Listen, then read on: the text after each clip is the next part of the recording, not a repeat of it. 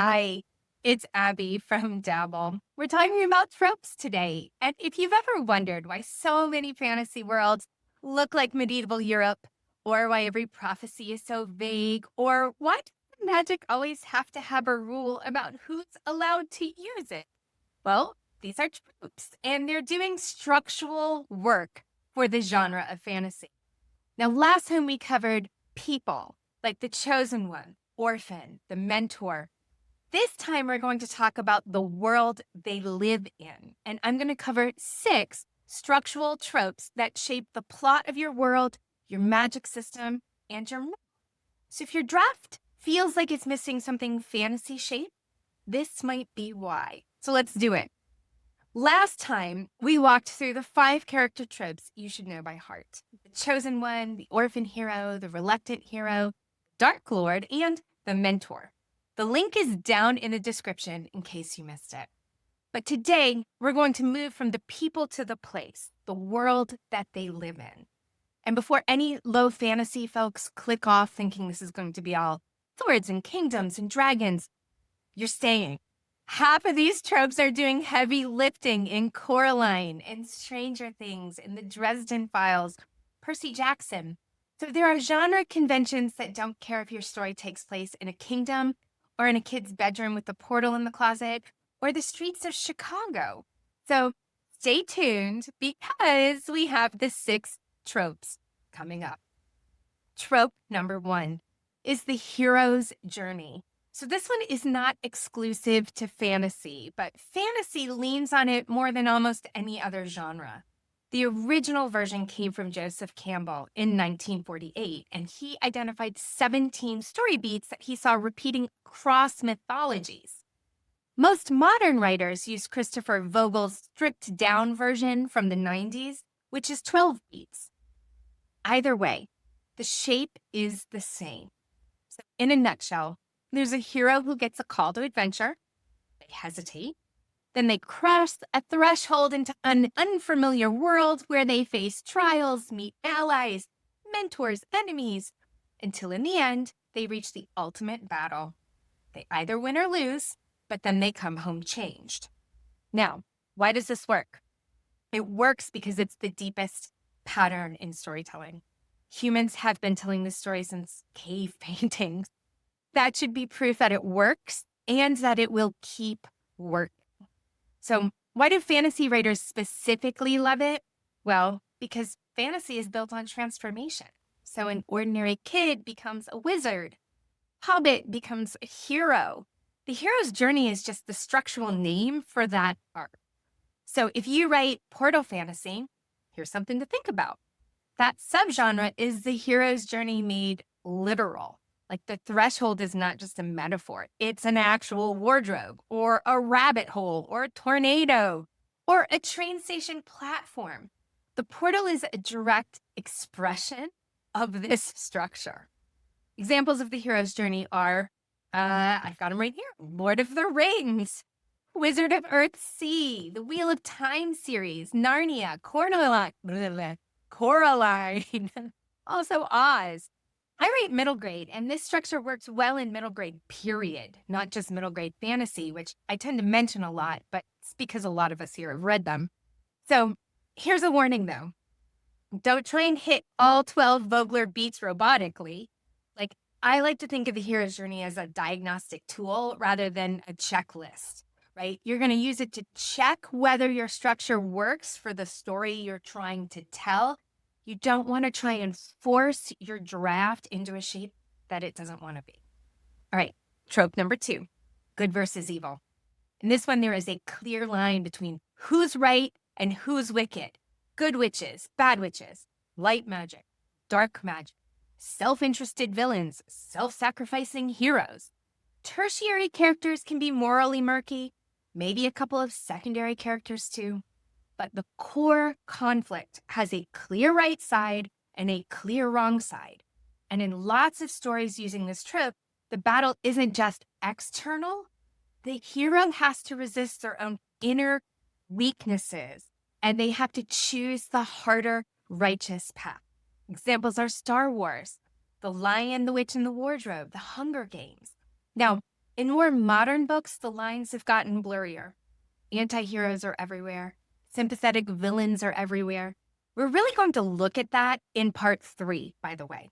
But it's worth saying out loud that for middle grade and chapter book writers, the good versus evil trope is alive and well in our age range. Kids actually want clear morality. Like they're still building their inner sense of right and wrong. You can absolutely add nuance. You don't have to write your 8-year-old protagonist a morally gray villain just because adult fantasy has gone that way. Like the other mother in Coraline is pure evil. Voldemort in Harry Potter, pure evil. Like that's allowed. All right, trope number 3, the prophecy. Here's how this one is set up. There's someone who delivers a vague, usually poetic statement about the future, and the rest of the book is everybody trying to figure out what it means. So prophecies are vague on purpose. Like that's kind of the point of this trope. A clear prophecy would be like a plot summary or a straight up spoiler. No one wants that. A vague prophecy is a puzzle, and puzzles let your characters interpret or misinterpret, argue about, ultimately fulfill that thing in some hopefully unexpected way. This is where some of the best thematic work in fantasy happens. Are we watching the prophecy come true as readers? Are the characters subconsciously fulfilling it because they believe it applies to them? Is it free will? Is it destiny?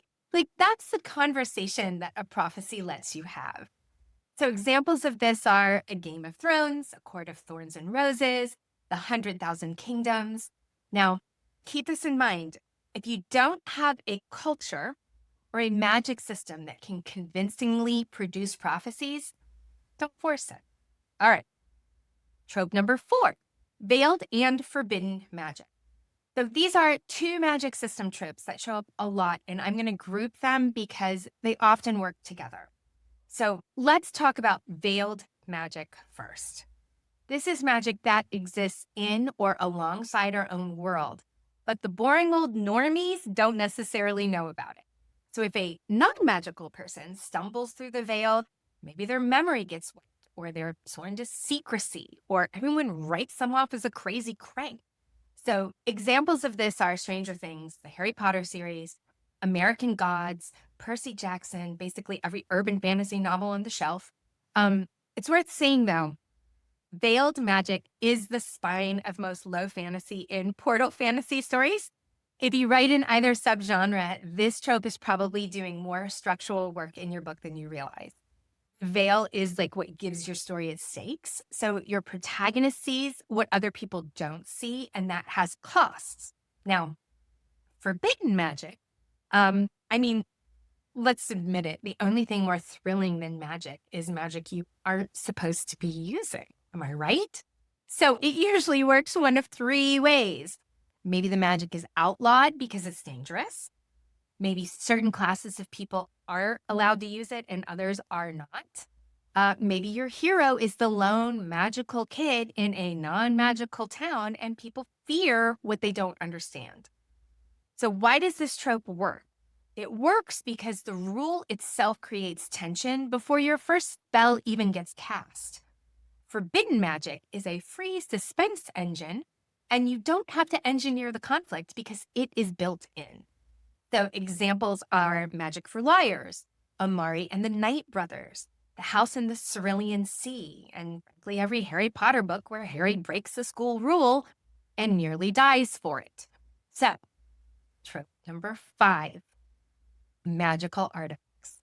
So by the name, I'm sure you can guess this one, that there is a physical object that gives its owner magical abilities. Sometimes it is what powers the climax of your story. Sometimes it's just a useful problem solver somewhere along the way. The classic story shape is this. The object cannot fall into the wrong hands. So the protagonist has to get it, protect it, or destroy it. And that's a lot of high fantasy and pretty much summed up in one sentence, right? So examples are The Lord of the Rings, The Subtle Knight, The Lamp in Aladdin, The Triwizard Cup, basically every quest in Zelda, the video game, right? So in portal fantasy, the artifact is often the portal itself. Like the gateway is not just a magical hole in the air. It's a tangible, often mundane object, acts as a conduit. So look at the wardrobe in Narnia or the hand mirror in Through the Looking Glass. So your portal does for your story what the One Ring does in Lord of the Rings, right? It's a device that drives the plot and the conflict. And that's a great place to play if you're a portal writer. Like, what does your portal artifact want? What's the cost of using it? Who else has used it before? Like, those questions can carry a whole book on their own. Here's a trap to avoid. Don't let the artifact do the work that the protagonist should be doing. The object should solve specific problems, but not all of them. If the artifact can fix everything, you might not have a story. All right, last one, trope number 6, vast geography. So think about those stories where the protagonist's quest covers lots of miles, like where there are shifting landscapes and strange creatures in every new region. There's probably also a map in the front of the book to help you keep track of everything. And I don't know about you, but if I see a map inside the front cover, I'm already in love. So this trope does 2 jobs. One, it lets the writer escalate the stakes by making the world feel huge. And 2, it gives the hero and the reader new wisdom in each region. So different places can teach you different things. Examples of this are Lord of the Rings, The Princess Bride, one of my all-time favorites, The Wizard of Oz, his Dark Materials, A Song of Ice and Fire. So for low fantasy writers, this one is probably the most high fantasy of the bunch. Like, your low fantasy story might cover 3 blocks of suburban Minneapolis instead of 3 kingdoms, and that's totally fine. But here's how you can make it work for the low fantasy subgenre. Vast geography doesn't have to mean miles. It can mean weirdness density. So like Coraline never leaves the apartment, but the other mother's world keeps shifting around her and getting weirder the further in she goes. So Stranger Things spends most of its time in one small town, but the Upside Down and the Hawkins Lab and the woods all feel like distinct geographies. So you can have a vast emotional or magical geography in a tiny physical space. So there you have it. 6 tropes that shape the world your characters live in. The hero's journey, good versus evil, prophecy, veiled and forbidden magic, magical artifacts, and vast geography. So now in part 3 of this video, we get to the part that scares many writers the most, and that is, what is the line between using a trope and writing a cliche? We'll also cover how to subvert a trope, what modern fantasy is leaving behind, and how to make all of these old devices feel brand new. So subscribe so you catch it, and I'll see you next time.